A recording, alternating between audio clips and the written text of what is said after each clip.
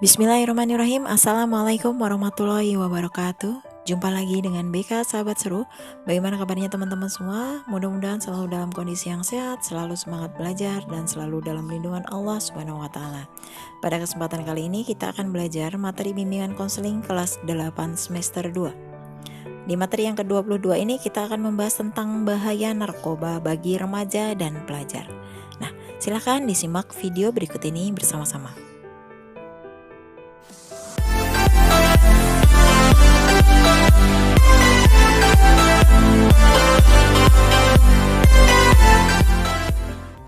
Narkoba merupakan singkatan dari narkotika, psikotropika, dan bahan zat adiktif lainnya. Jika zat-zat ini masuk ke dalam tubuh, maka akan menimbulkan pengaruh pada kerja otak.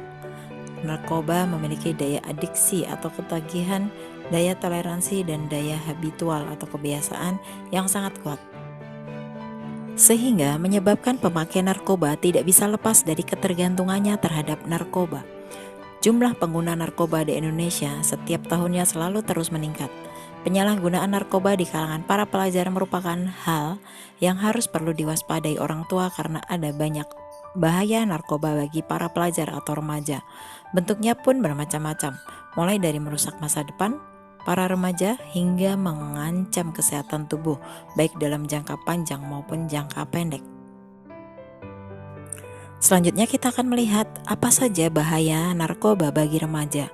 Para pecandu narkotika itu pada umumnya berusia 11 hingga 24 tahun. Artinya di usia tersebut ialah usia pelajar atau usia produktif. Awalnya mencoba lalu mengalami ketergantungan terhadap narkoba, dan dampak negatif penyalahgunaan narkoba terhadap anak remaja adalah sebagai berikut. Yang pertama, perubahan sikap, kepribadian, dan perangai. Kemudian yang kedua, menurunnya kedisiplinan dan nilai-nilai pelajaran. Yang ketiga, menjadi emosional, mudah marah dan mudah tersinggung. Yang keempat, malas, tidak mempedulikan kesehatan diri sendiri, suka mencuri dan berbuat kriminal hanya untuk membeli narkoba. Kemudian yang kelima, paranoid, yaitu rasa takut atau kecurigaan yang berlebihan. Yang terakhir adalah halusinasi. Kemudian kita akan melihat faktor penyebab remaja menggunakan narkoba. Para remaja yang menggunakan obat-obat terlarang banyak disebabkan oleh faktor pengaruh lingkungan dan individu yang buruk. Berikut ini adalah beberapa contoh dari faktor-faktor penyebab remaja menggunakan narkoba. Yang pertama, faktor individu. Sebab remaja yang sedang mengalami perubahan biologis, psikologis maupun sosial merupakan individu yang rentan untuk menggunakan penyalahgunaan narkoba. Remaja dengan ciri-ciri tertentu mempunyai risiko lebih besar untuk menjadi pemakai narkoba. Yang kedua, faktor lingkungan.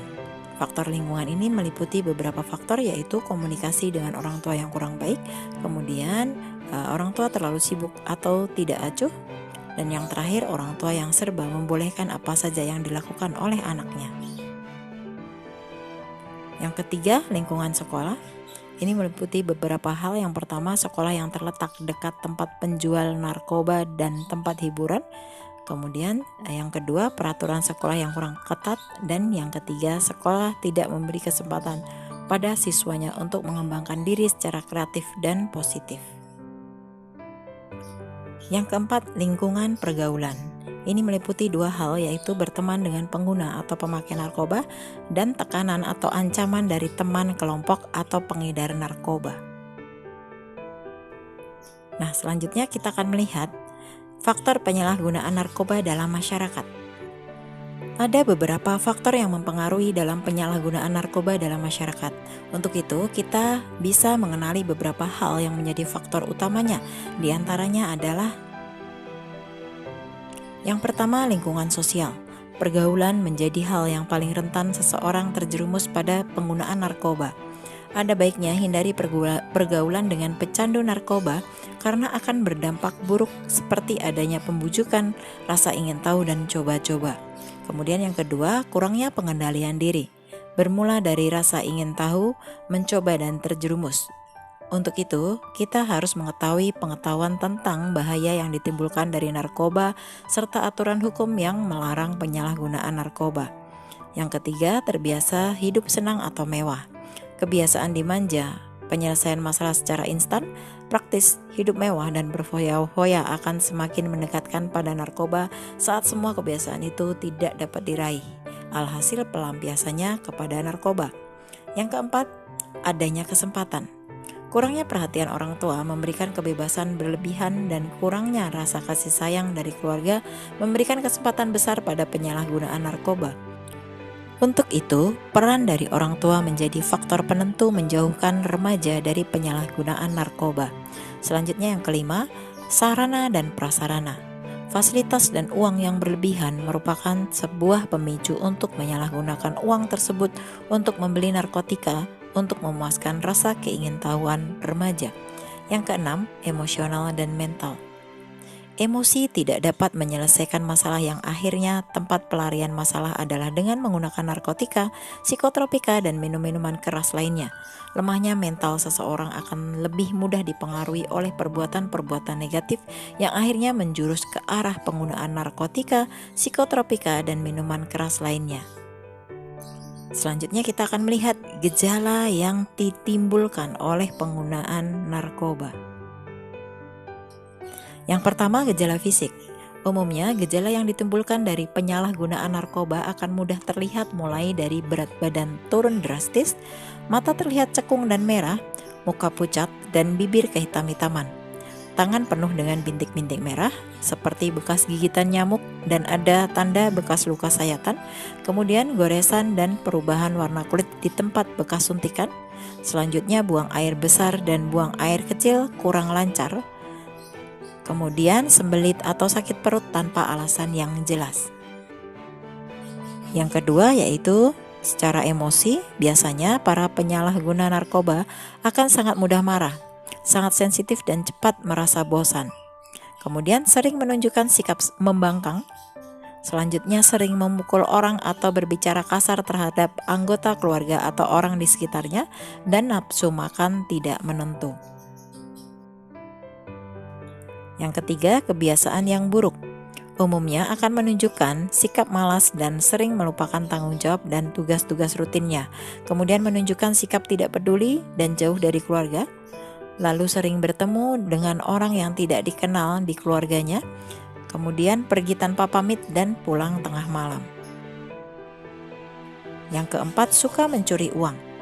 Sering mengambil uang di rumah, di sekolah, ataupun di tempat pekerjaan dan menggadaikan barang-barang berharga. Begitupun dengan barang-barang berharga miliknya banyak yang hilang, selalu kehabisan uang. Yang kelima, senang menyendiri. Waktu di rumah sering dihabiskan di kamar tidur, di kloset, gudang, ruang yang gelap, kamar mandi, dan tempat-tempat sepi lainnya. Selanjutnya selain itu, takut dengan air dan malas mandi. Kemudian apabila terkena air akan terasa sakit. Selain itu, sering batuk-batuk dan pilek berkepanjangan, kemudian sering berbohong dan ingkar janji dengan berbagai macam alasan. Selain itu, sering menguap, mengeluarkan keringat berlebihan, dan sering mimpi buruk serta sering nyeri di kepala. Kemudian kita akan melihat efek yang ditimbulkan akibat penyalahgunaan narkoba. Yang pertama, halusinogen. Efek yang dapat ditimbulkan dari penyalahgunaan obat halusinogen beragam. Di antaranya adalah halusinasi, tremor, dan mudah berganti emosi. Seperti LSD atau lysergic acid diethylamide, phencyclidine, dan ekstasi atau Inex. Kemudian yang kedua, depresan. Efek yang ditimbulkan dari penyalahgunaan obat depresan adalah sensasi rileks dan mengalihkan stres akibat suatu pikiran seperti diazepam, alprazolam, clonazepam, dan ganja. Yang ketiga, stimulan. Efek yang dicari atas penyalahgunaan obat stimulan adalah bertambahnya energi, membuat penggunanya menjadi fokus seperti dextroamphetamine, kokain, metapetamin atau sabu, dan amfetamin. Yang keempat, opioid. Efek yang dicari atas penyalahgunaan yaitu rasa kesenangan, seperti morfin dan heroin yang sebenarnya adalah obat penahan rasa sakit. Lalu apa saja program pencegahan narkoba di sekolah? Kita akan melihat berikut ini beberapa program pencegahan penggunaan narkoba di sekolah. Yang pertama, drugs education. Drugs education adalah edukasi tentang bahaya penyalahgunaan narkoba yang dirancang untuk memberikan pengetahuan tentang narkoba, mengubah sikap terhadap penyalahgunaan narkoba, serta perilaku menjauhi perbuatan penyalahgunaan narkoba. Contohnya, yang pertama kampanye anti narkoba, yang kedua penelitian bahaya narkoba, dan yang ketiga kunjungan ke panti rehabilitasi. Yang kedua, drugs information. Drugs information adalah kegiatan dengan memberikan informasi yang benar tentang narkoba dan pencegahannya, sehingga siswa tidak merasa asing dengan narkoba itu sendiri.